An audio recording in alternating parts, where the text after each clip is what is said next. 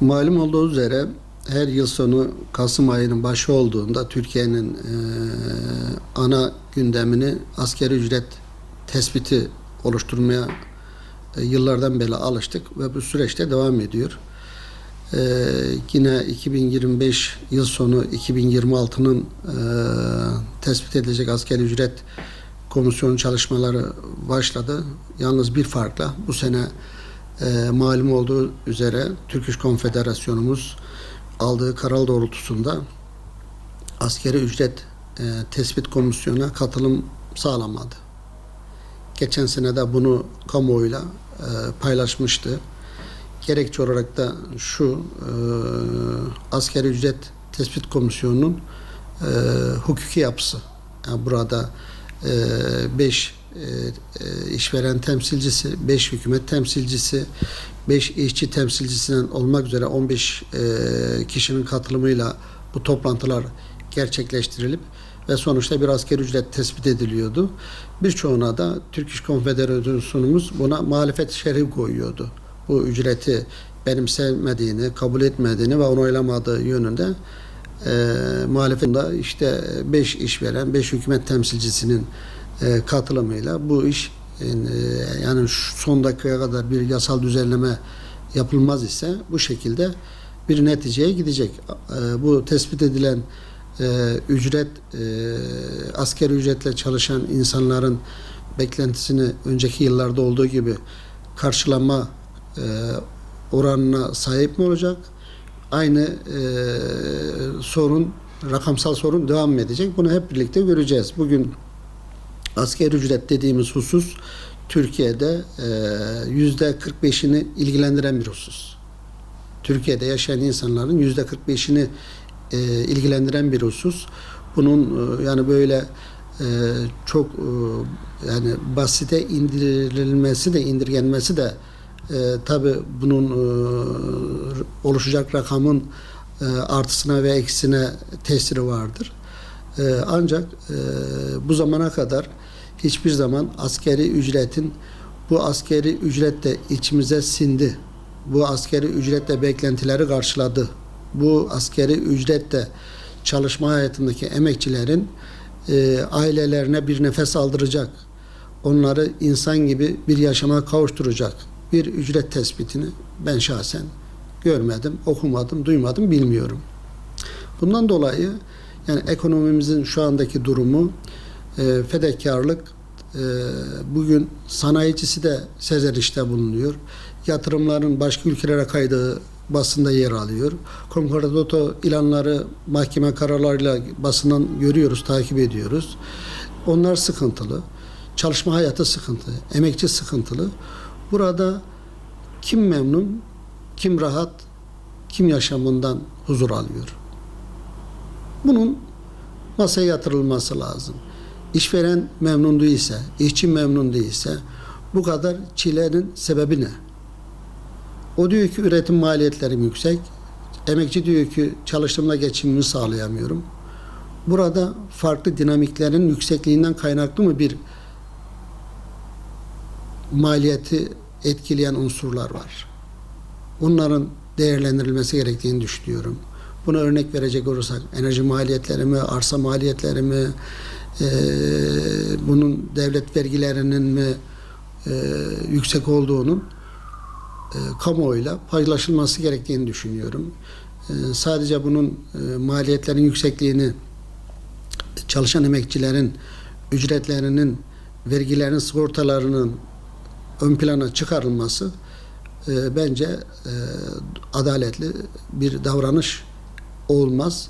Bunun geri plandaki maliyeti etkileyen unsurların da bunun gibi ortaya konması gerektiğini söylemek istiyorum. Bu noktada şu andaki 22.104 TL olan asgari ücretin yani %25, %30 işte basında yer alıyor. Bununla ilgili kafa yormuş insanların açıklamalarını dinliyoruz, okuyoruz, takip ediyoruz. Ancak bu işle hasbihal olan insanlar ortada yok. Yani asgari ücretle çalışıp asgari ücretle geçimini sağlayan insanların bu hayatı nasıl sürdürdüklerini, nasıl bir ailenin ayın başıyla ayın sonunu getirmek için nasıl bir mücadele verdiklerini konuşturan, dinleyen yok. Yani şu anda söz onların mikrofonda onların olması lazım. Onların bu dertlerini paylaşması lazım. Bugün askeri ücretle bir kişinin tek çalışan bir ailede ortalama kiraların 10 bin, 18 bin lira olan bir ülkedeyiz. Bunların kira, enerji, ulaşım, gıda, yaşamsal, giyim, eğitim masraflarını alt alta koyduğumuz zaman bu 22.104 TL veya artacak işte oranlar söyleniyor. Yani o oranlar arttırılsa bile enflasyonun hükümetimizin hedeflediği enflasyona paralel olarak bu asgari ücretler arttırılmaya çalışıyor.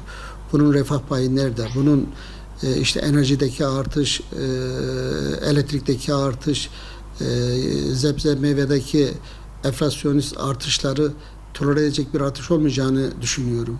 Ve göreceğiz de. Yani bunların enflasyon gerçekleşen enflasyon kapsamında artışın sağlanması artı bir de refah payının verilmesi. Ancak bu çalışma hayatındaki mağduriyet yaşayan insanların yaşamlarına bir nebze dokunuş sağlamış olur. Bugün işte açıklamalarda biliyoruz 4 kişilik bir ailenin yoksulluk sınırı 92.547 TL. Askeri yaşam bir kişinin askeri yaşam maliyeti 36.984 TL. Açlık sınırı 28.412 TL. Askeri ücretimiz 22.104 TL.